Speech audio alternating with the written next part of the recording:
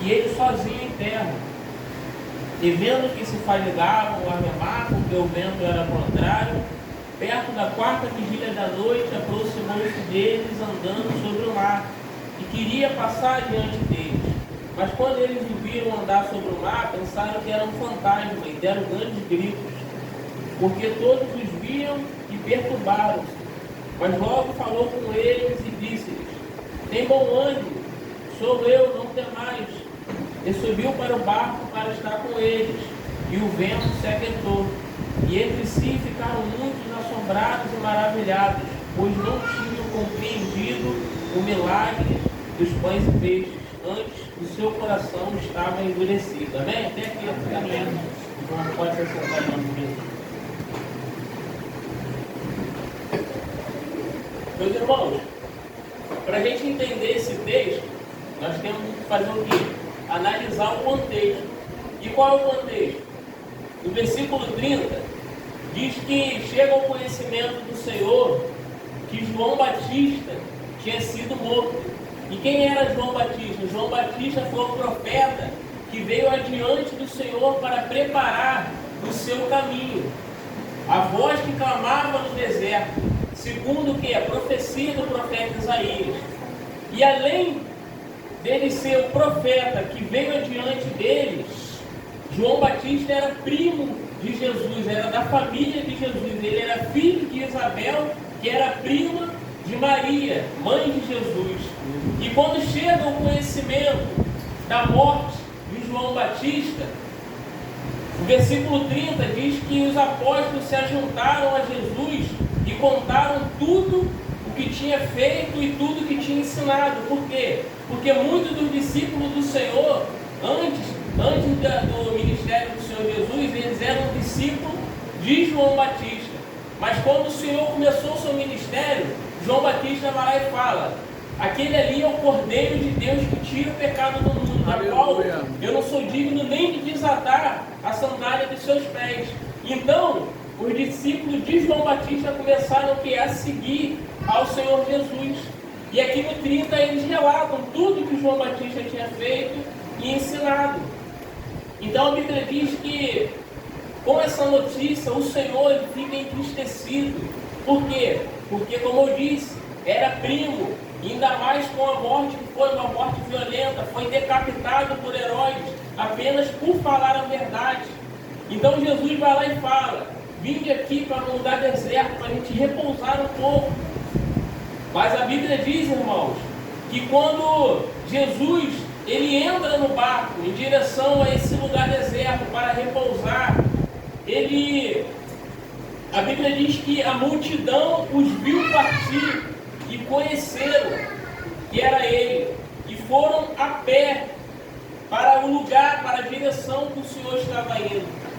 Primeira lição que a gente aprende aqui, meus irmãos, com o Senhor Jesus Cristo, que na nossa caminhada aqui na terra, nessa vida, haverá dias difíceis, haverá dias que vai chegar talvez uma notícia ruim como chegou para Jesus, haverá dias que a gente vai estar enfermo, haverá dias que a gente pode estar um pouco desanimado, e o Senhor, com esse desânimo que ele estava, com essa tristeza pela notícia, ele foi para um lugar deserto, ou seja, para repousar, para colocar a cabeça no lugar.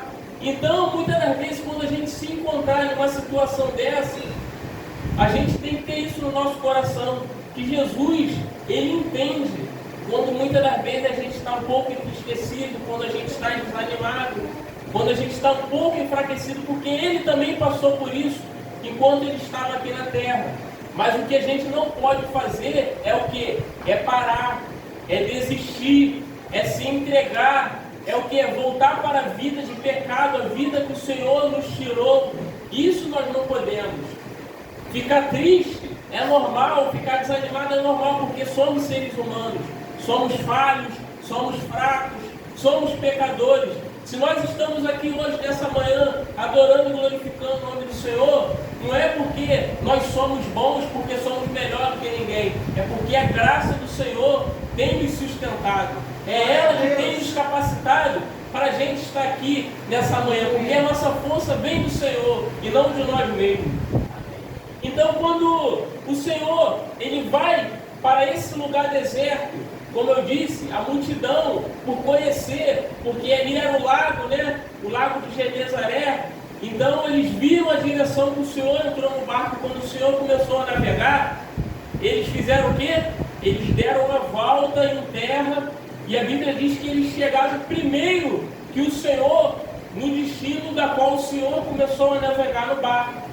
E quando o Senhor está chegando do outro lado da margem, a Bíblia diz que o Senhor, Jesus, viu aquela grande multidão e teve compaixão deles. Por quê? Porque eram ovelhas que não têm pastor. E é assim também comigo e contigo. Temos que ter isso no nosso coração. Mesmo se muitas das vezes a gente estiver um pouco fraco e desanimado, aí fora tem uma multidão que é como ovelhas que não têm pastor. Aleluia. Que são o quê? Sedentas pela palavra do Senhor, que são sedentas pelo auxílio, pelo conforto. Por quê? Porque estão nas garras de Satanás. Satanás tem aprisionado a multidão aí fora, na vida de pecado. Então o Senhor nos deu a responsabilidade de o quê?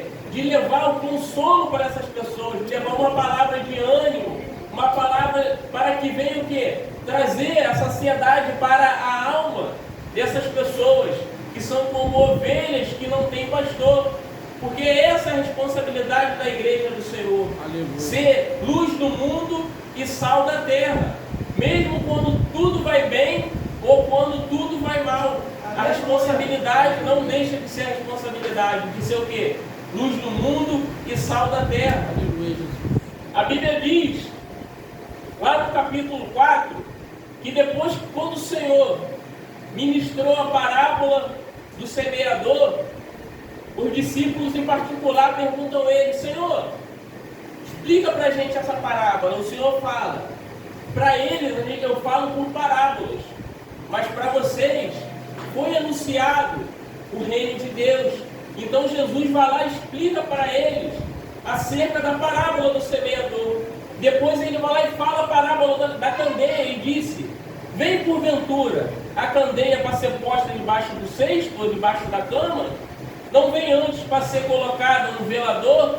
Porque não há nada encoberto que não haja de ser manifesto.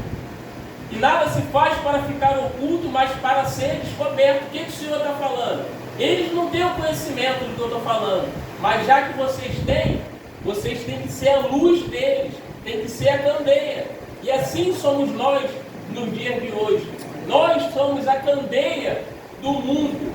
Para o quê? Porque a nós foi dado o conhecimento da verdade. Nós temos a palavra de Deus para meditar e o Espírito Santo para nos dar o entendimento, o discernimento daquilo que está escrito na palavra. Então por isso que muitas das vezes, se alguém lá fora que não serve ao Senhor passar por uma certa circunstância, se nós que somos servos do Senhor, que temos o Espírito Santo, muitas das vezes a gente passa com mais facilidade.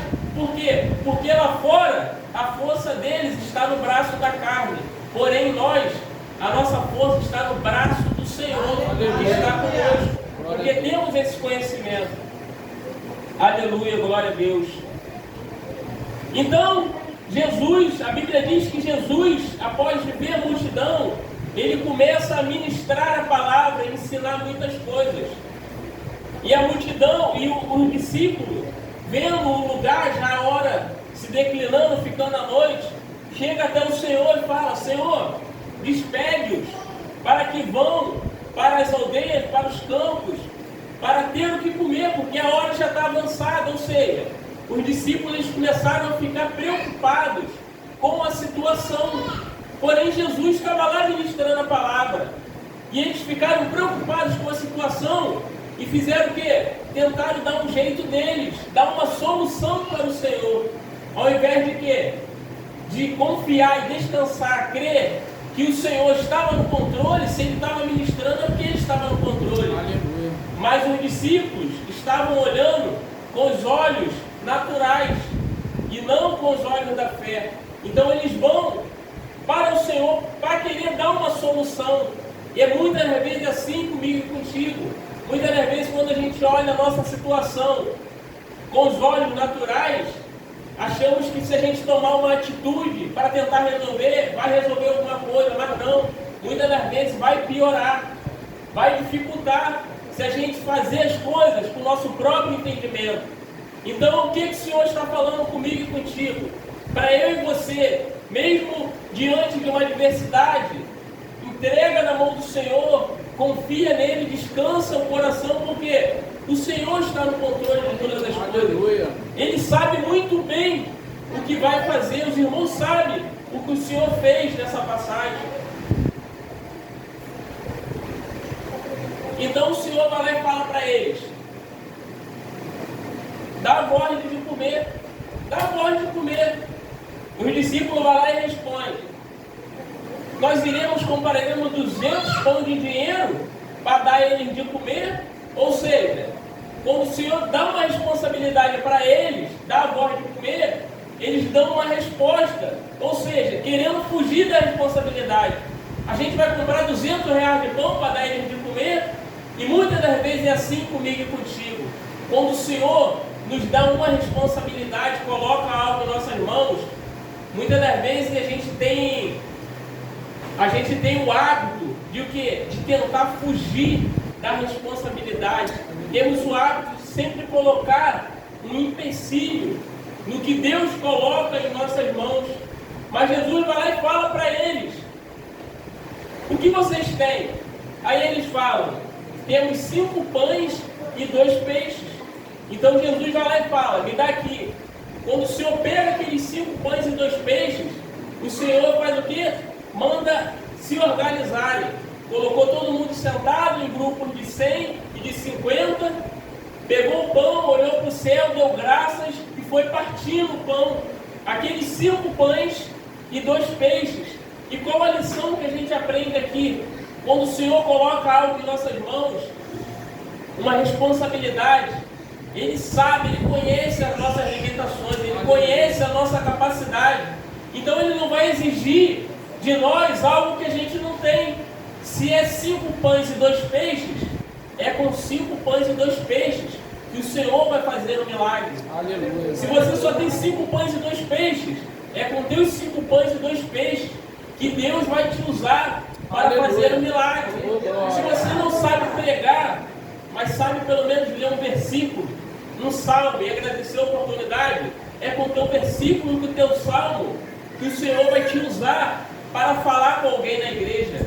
Se você não sabe louvar, não tem uma voz muito boa para louvar, mas sabe louvar uma canção, um cântico que você conhece bem, louve esse cântico, porque com o teu cântico, com o teu louvor, o Espírito Santo vai te usar para falar com alguém. Com seus 5 pães e 2 peixes, com meus 5 pães e 2 peixes, apenas temos que o quê? Nos disponibilizar ao Senhor, entregar nossa vida a Ele e falar: eis-me aqui, Senhor, me usa. E o Senhor vai usar. Como eu disse, quando o Senhor Ele organiza tudo e faz o milagre dos pães e peixes, a Bíblia diz que ficou todo mundo farto. E 44 diz que os que comeram eram quase 5.000 homens. E ainda sobrou 12 cestos de pão e de peixe. Então chega no versículo que nós lemos, o 45. E logo obrigou o seu discípulo a subir para o barco e passar adiante, para o outro lado de Betsaida, enquanto ele despedia a multidão. Aprendemos aqui, meus irmãos, que quando o Senhor Ele nos dá uma direção, nos dá uma ordem, é para obedecer. Não diz que o Senhor deu a opção para eles: eu vou despedir a multidão, vocês vê para onde vocês querem ir. Não. O Senhor os obrigou a passar para o outro lado.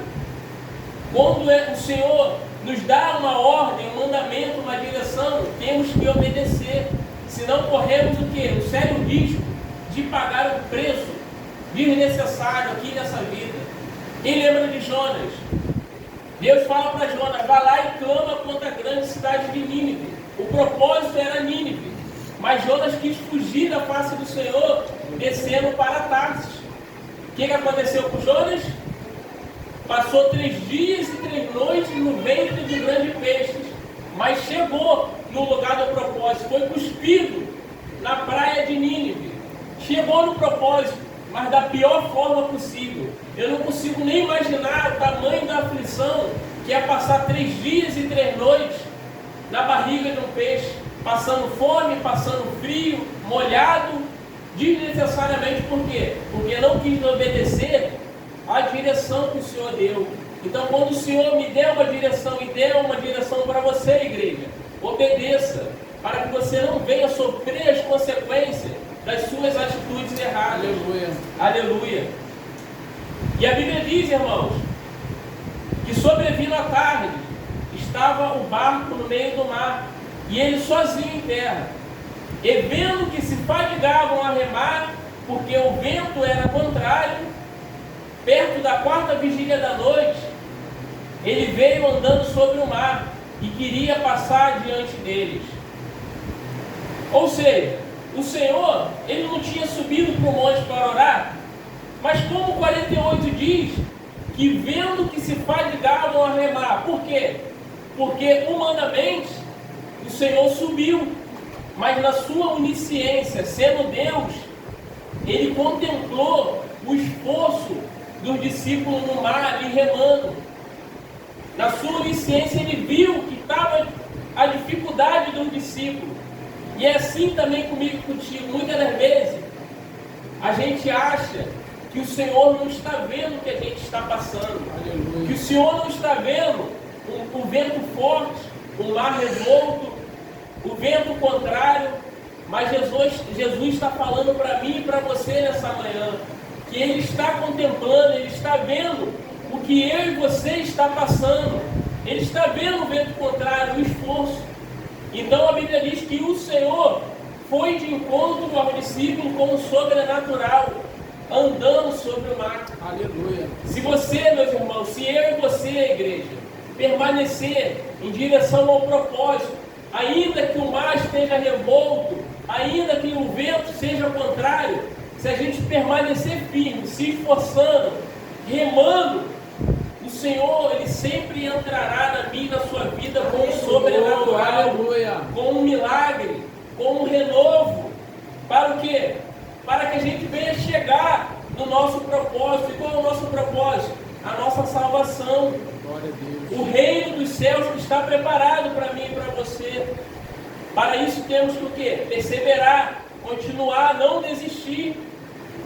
E Jesus, quando chega até eles, Jesus fala, quando Jesus está chegando, eles pensam que era um fantasma e começaram a gritar. Jesus fala, tem bom ânimo, não sou eu. Tem bom ânimo, sou eu, não temais. E é assim comigo e contigo. Se com os olhos naturais a gente olhar, ver que a situação está adversa, vento forte, mar revolto, vento contrário, mas se a gente estiver, olhar com nossos olhos da fé, estar com nossos ouvidos atentos à voz do Senhor, à voz do Espírito Santo, a gente vai ouvir a voz de Deus no nosso encontro falando, não temais, sou eu. O Senhor, Ele sempre vai estar conosco, nos capacitando, nos incentivando a prosseguir. Muitas das vezes somos nós que não escutamos a voz do Senhor, mas Ele sempre está ao nosso lado para nos ajudar, para nos capacitar. Aleluia. E a Bíblia diz, irmãos, que quando o Senhor subiu no barco e entrou no barco a estar com eles, o vento se aquietou. Aleluia. Percebam que não precisou uma palavra do Senhor para o vento se aquietar. Apenas a presença de Jesus no barco. Aleluia. E o mar se aquietou. Aleluia. Aleluia, glória a Deus. E nessa manhã de domingo nós cremos que Jesus está aqui e que o Senhor está entrando no meu e no seu barco. E Ele está acalmando tempestade nessa manhã. Aleluia. Está acalmando tempestades nas nossas vidas. E eu profetizo em nome de Jesus que essa semana que está por vir vai ser uma semana de bênção. Vai ser uma semana de portas abertas na minha e na sua vida, para que o nome de Deus seja glorificado, porque o Senhor está no barco da minha e da sua vida. Aleluia. E a Bíblia diz, irmãos, que eles ficaram muito assombrados e maravilhados. Por quê? Porque não tinham compreendido o milagre dos pães e peixes. Antes, o seu coração estava endurecido. Ou seja, estamos diante de dois milagres. O milagre do pães e peixes, que foi 5 pães e 2 peixes para quase 5.000. Estamos diante de um milagre de quê? Que Jesus anda por cima do mar. 2 milagres. Porém, a Bíblia diz que o milagre do pães e peixes, que foi o quê? Quando tudo estava tranquilo, um milagre na bonança, eles não compreenderam que era um milagre, eles acharam que era algo normal. Mas quando foi um milagre, diante do vento forte, da adversidade, aí eles viram, quando eles viram Jesus andando por cima do mar, eles viram que era um milagre, ficaram maravilhados. E o que a gente aprende com isso? Tudo na nossa vida é um milagre, mas muitas das vezes, os milagres, no tempo bom, no tempo da alegria, a gente não vê que é um milagre. A gente acordar toda manhã, o fôlego de vida, é um milagre da parte do Senhor, mas muitas das vezes a gente nem agradece. A gente tem um trabalho, mesmo a gente às vezes doente, com dor, a gente consegue trabalhar, porque o Senhor nos sustentou, é um milagre da parte do Senhor. E às vezes a gente nem pensa, caramba, como consegui trabalhar hoje? Porque foi um milagre, o Senhor te sustentou. Mas às vezes a gente não dá ênfase a isso. Mas quando estamos diante de uma adversidade, de uma doença mortal, de algo muito ruim, aí quando o Senhor entra com providência, com milagre, aí sim a gente glorifica, engrandece. Por quê? Porque foi diante de um dia mau. E aí sim a gente reconhece a mão do Senhor. Então o que o Senhor está falando comigo e contigo essa noite? Essa manhã, perdão. Não permita que o quê? Que você só venha reconhecer os milagres do Senhor no dia mau, no dia da dificuldade. Reconheça os milagres do Senhor em todo o tempo. Aleluia. Que não seja preciso, na minha e na sua vida, o Senhor nos obrigar a ir para um mar e se levantar uma tempestade, para que a gente venha ficar maravilhado com o poder dele. Vamos ficar maravilhados com o poder do Senhor em todo o tempo. Ser grato a tudo em nossas vidas. Muitas das coisas o Senhor poderia nos livrar se a gente tivesse esse conhecimento no nosso coração. Mas muitas das vezes o Senhor tem que permitir algo de dificuldade para que a nossa fé venha a ser edificada. Aleluia. E às vezes é sem necessidade, meus irmãos. Porque às vezes na dificuldade a gente fica mais crente, fica mais íntimo do Senhor. Mas a gente tem a liberalidade de ser mais crente, mais íntimo com o Senhor no dia bom, no dia da abundância, no dia da alegria. Apóstolo Tiago fala na sua epístola: se está triste, ore. Agora, se está alegre, cante hinos ao Senhor. Que a gente venha praticar isso nas nossas vidas, para que o nome de Deus seja glorificado. Amém, meus irmãos? Essa foi a palavra que o Senhor colocou em meu coração. Agradeço a minha oportunidade, que as palmas louvam o nome do Senhor.